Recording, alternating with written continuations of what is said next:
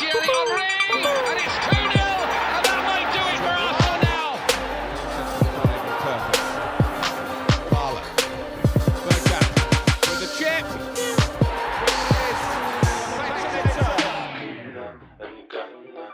Hello, I'm Gooner. Hello, I'm Gunner, and welcome to episode 16 of Gooner Gunner Radio. Man, it's a packed episode today, lots to talk about. Looking forward to it though, should be a good one. Let's get straight into it. Bayern Munich versus Arsenal, last 16 of the Champions League. It's at the Allianz Arena. Big game, lots of hopes, lots of dreams on the line. You know, we had a disappointing result against Chelsea, the last sort of big game beforehand. I had a bit of hope. I thought we could do a good job. Didn't turn out that way. Ended up 5-1. It was 1-1 at half-time. Ended up 5-1. What's your thoughts on that game? Yeah, I think you're spot on. Yeah, it was. I think the general mood was quite optimistic, even though people were expecting the defeat, and everyone knew it was going to be a tough game, Bayern Munich. But yeah, we went into the game and it was pretty much what I kind of expected, Bayern attacking and obviously us just having to be organised, defend well and try and hit them on the counter-attack, which was kind of how we set up. And yeah, might as well go straight into it, 55 minutes or whatever it was, 1-1. We was doing well, I think. Sanchez done well to convert his missed penalty at 1-1. We was in the game. Xhaka had a chance to make it 2-1. They had a few half chances, but I think we was doing well. Spina, I was quite confident with Spina in goal. He looked solid, and he made a few good saves throughout the game. But then, yeah, as soon as Coquelin went off, there was a bit of worry there, but no one could have predicted the 5-1. We just folded pretty much. 2 quick goals and before you knew it was 5. Where do you think it all went wrong? A lot of people, not blaming, but different points, saying that we just obviously mentally, we just collapsed. Coquelin, Wenger mentioned the second goal, I think it was when they had 2 balls on the pitch straight after a corner. Doesn't really make a difference, but I can't really say where I went wrong. I think obviously the Coquelin thing was massive. So by that I mean more, because, you know, you can take a 2-1 or a 3-1 and you can take that back to the Emirates and we can still do a job. When it got to 4 and 5-1, that's more what do you think happened? Why did it get so bad? Like, how did it get so far?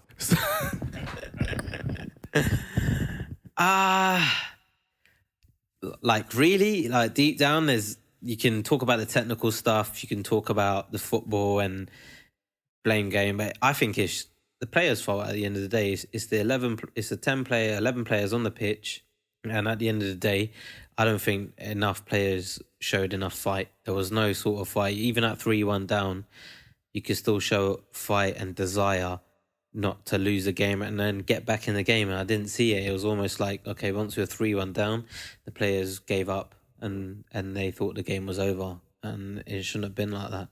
I noticed a lot of sort of like petulance and tantrums, a lot of anger between some of the players near the end of the game. And to me, that spoke of a bad mentality, definitely. And they only need to focus for an hour and a half. So in a game of that stature, I don't think, as a professional, again, you shouldn't be so emotional while you're doing your job. You should just be focused on being cold. Like I said earlier before the pod, like Coquelin generally has one facial expression the whole game. And I just think all of our players should be like that, have that one facial expression. It's just kind of like a German thing. You know what I mean? Where it's just like the national team, you see them walking out the tunnel, they're just like robots, you know, especially that last team that won the World Cup. I just couldn't understand why the players weren't as focused in that sense, in that sort of driven sense. I think on the other hand, it's Bayern Munich. They've won, that was their 16th Champions League home win in a row. That's going back like 2-3 years now. And they've played Madrid and so we're not the only team to go there and come back empty-handed. It's just those last couple goals, which I felt weren't necessary. I felt like the players got away with it a little bit. I felt like I didn't really hear anything about the players. Like the stats of Coquelin were very interesting because, again, he made no tackles. And that's shocking. Ozil made the most tackles and he got the most flack. For me personally, it's all a bit messy in terms of like how people are talking about what happened. But yeah, for me, I think it went wrong. Of course, with the Koscielny thing, like that really hurt us because to beat a team like Bayern in their own backyard, you got to be at your best, and you need a bit of luck sometimes. So to lose your captain and your best centre-back is going to be tricky. But then aside from that, I think the players should come out and take responsibility for what happened. Bang on. Just the players should come out and take a bit of criticism for the manager, because obviously it's the same old Arsenal in terms of the media. They're only going to pick on the same old people, Arsene Wenger. And in terms of the players, it's like Mesut Ozil and just the same old, Yeah. It's like last season, it's like they were bigging up Tottenham so much, and like when they failed, okay, they got a criticism, but not as much as criticism as we would have done if we had failed to get second spot at the last sort of hurdle and they failed. Yeah. And then yet they get knocked out of the group stages of a group where they should have qualified, and then they lose at home last night or on Thursday night. You know what I mean? But you don't really see Pochettino and Spurs getting slaughtered. Yeah, that's a great point. I did not hear anything about that. I didn't hear anything about Klopp either. 1 win in 10. They went through that whole of January, the whole of the end of December. Yeah, Klopp was like the golden guy around. But they've just spent the last month losing games, 1 win in 10. And all we heard about was Wenger and Arsenal. So, look, at the end of the day, it's a compliment because we're obviously a massive side to be attracting such attention. On to the positives on the game, though. Just quickly, as a footballer fan, the Robben goal, we all know you don't let him, but it was a great goal.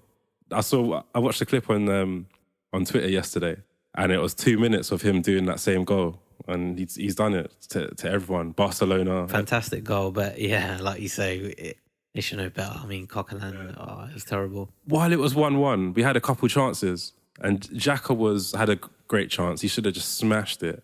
And then Ozil had a decent chance, which again, he should just smashed it, roof it a little bit. So I thought those were positives because if one of those two went in, you got a completely different game. True, and even just a little fight at 4-1. If you had just shown a bit of fight, desire to even get that second, when Giroud come on, I was still a bit optimistic. I thought, okay, we could get a 4-2 here and take it back to the Emirates, because that's a result you can still play for, But we didn't even sort of like manage to muster up anything after that. And then Oxlade had that horrendous moment where he gave the ball away right in front of goal. And you're only going to get punished playing teams like Bayern Munich by doing that. So yeah, what can you do? We're just going to have to ride the storm and go on to the next game. Which is something that Wenger said in his press conference today, which he usually says anyway. He's looking forward to the next game. The fan pressure on Wenger at the moment has reached the highest of the season. I wouldn't say the highest it's ever been because it's happened a few times in the last 3 years where it peaks a little bit. But yeah, you got to say it's sort of reached a really high point at the moment. What's your take on the situation? It has, because I think more than ever, you're getting more sort of ex-players and more professional sort of pundits coming out and sort of saying that his time sort of coming to an end and that he should go. Whereas before you didn't. It was more of like coming out of the fan base, really, and social media. His interview after the game was interesting because I've never seen Wenger like that. He looked quite almost disturbed by the result and the game, and his some of his quotes in the press conference where he said he'd definitely be managing next season, whether it be at Arsenal or another club along them lines, which you've sort of never heard him ever speak about, sort of managing another club. He's obviously mentioned it previously that he's turned down clubs, and I think he's briefly talked about managing France. But I found that quite funny. I mean, I watched it. He was quite bullish when he said it. He was like really, sort of up for it, if you like. But it was quite funny because I saw some tweets after. There was a lot of people who were generally Wenger outers who were like, now he's so close to leaving, I feel a bit weird about this. I feel like he sort of pricks people a little bit. And it's when you actually seriously consider it, you're like, oh, fuck, like... Well, I guess this has got to happen, or that's how. Like, I feel he should at least get another year because it's the first time he spent 100 million in one summer, and I don't know why United get to spend 3 years developing Pogba because they just bought him in the summer, and we bought 3 or 4 of these guys in the summer, and they've got to do the job within 6-7 months. So I think give those guys the same amount of time, another year as well. Let Wenger have one more transfer window. And what's the big rush? I just feel like we're an elite club. You can tell we're on the up. When Wenger goes, we're going to have all the big elite managers. We're going to be buying big players. There's no doubt. I mean, I've got no doubt about that. So I'm just not in a massive hurry to see our greatest manager get ushered out the back door. It's true. It's a good point because it's going to come one day. Everyone knows it. I saw the Gary Neville Arsenal TV interview, and Gary Neville was making some good points there, you know. And he said it before. It's like, careful what you wish for. You've seen the biggest club, so-called biggest club in Premier League history, Man United, and you've seen what's happened to them in the last 4 years or since they're, you know, it can happen to anyone. And what's funny about this Gary Neville thing is that before he went to Valencia to do the managing job, I don't remember him being so defensive of Wenger. Like, he wasn't as critical of us as the other guys, and he was a bit of fresh air at the time, but he wasn't pro-Arsenal or anything like that.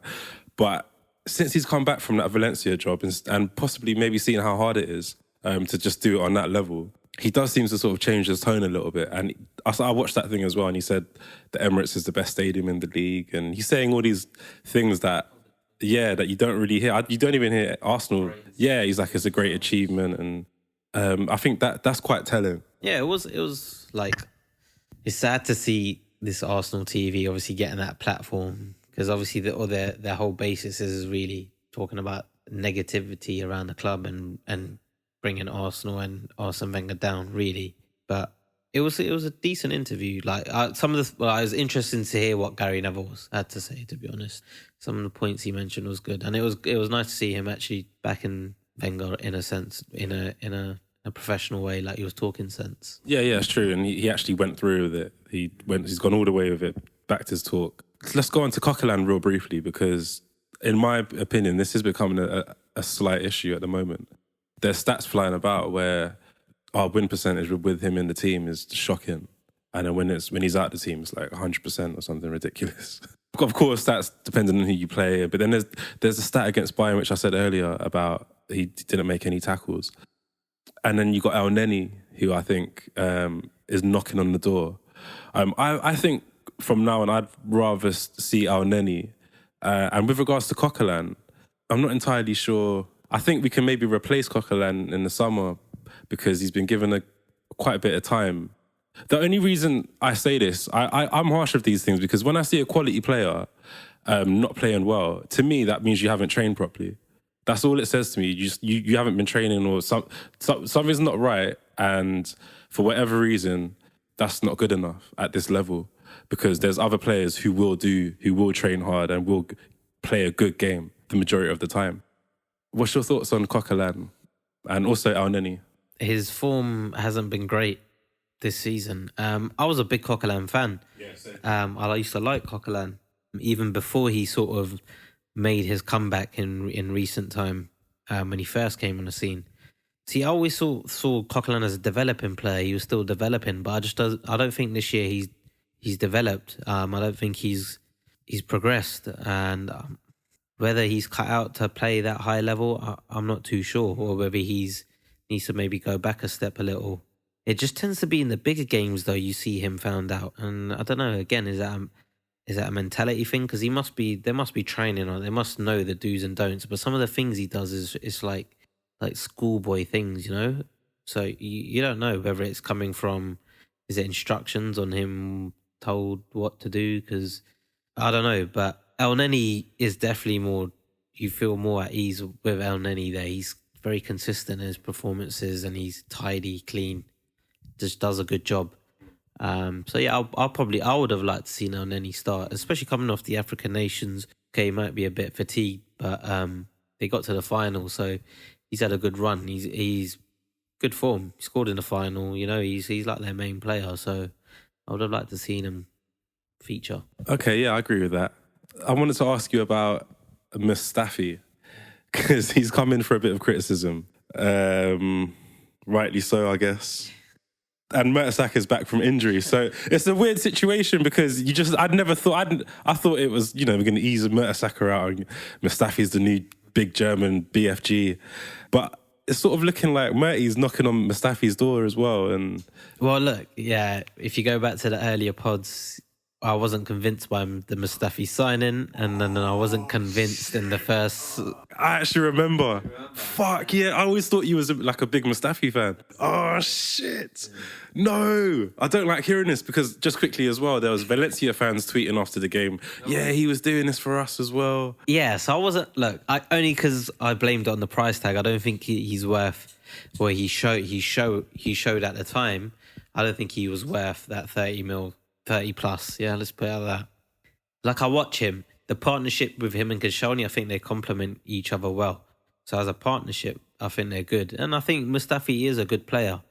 But he's definitely got flaws in him, and do see them popping up sometimes. And he wasn't that great in the Bayern game. Okay, Koscielny went off his partner, but you would expect him to sort of be a bit more solid.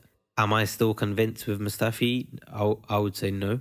I'm happy with Koscielny all day long, not Mustafi. But where you say Mertesacker knocking on the door, I would like to see Holden knocking on the door. And I know you're a big fan of both players as well, Mustafi and Holden. I was just about to ask you about that, like, because is it actually Mertesacker or is it Holden coming through?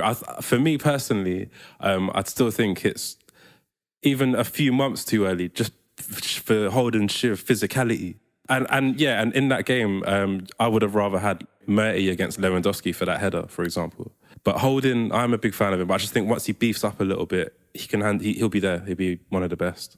Let's hope as well that the Koscielny injury is not too bad. And I don't know, did Wenger talk about that today? I haven't really heard any updates on that. Yeah, he said he's having a scan, which means he does. Nobody's got a clue at the moment. Yeah, hopefully it's not too long because it was hamstring, so you probably look a couple of weeks, so maybe you'll be missing for the Liverpool game.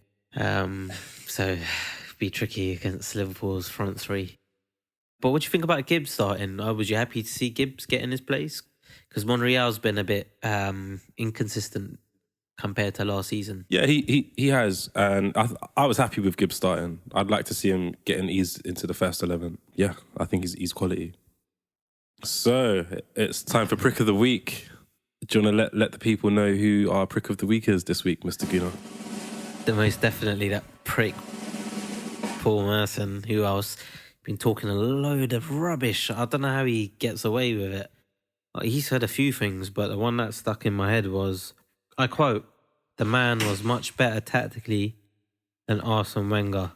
I played under Arsene Wenger for just under a year, and I played for Harry for a year. Harry was much better tactically." When he left, he played for some unknown team when he retired, or the last club he played for. I can't remember the name of the team, but he was the manager for, was it Warsaw? I think it was. His win percentage was like pathetic, man. It was crap. He was pathetic as a manager. It lasted no time. So, yeah, this week's Prick of the Week is Paul Merson. I think he's won it a few times now. I think we might start making a few trophies and actually try send them to him. What an absolute mug.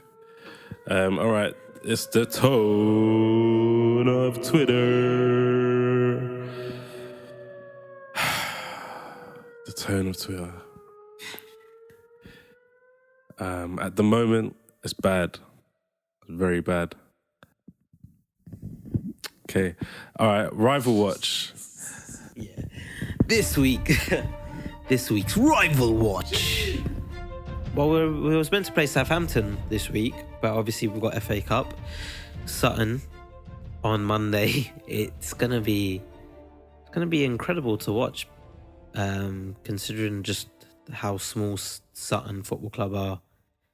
I've seen pictures of the changing rooms and the stand, and it just looks like you're literally your local team. So it'd be interesting. It'd be tricky, but we should win. Really, no excuses. We should win that game. In terms of the rivals, Chelsea at home to Swansea. We've got Leicester-Liverpool, which should be, given Leicester's form actually, they're looking like they're going to get relegated. So yeah, that should be a win for Liverpool. But it's the following week where you see us come back in, Liverpool away. So it's just Sutton this week. Might as well lead on to predictions for that. Yeah, what do you reckon, Sutton? 4-0 Arsenal, no excuses. I reckon Sutton will get a goal, which is shocking. I can't even predict it. I'm going for 6-1. All right, well, thanks for listening, everybody. It's been a pleasure. Give us a rating on iTunes if you haven't already. It does a lot for us. Leave a retweet, a comment, a like on all of the platforms. We do appreciate all your positive comments and interactions on Twitter and through our pod. So, yeah, come on, you Gooners. Come on, you Gunners.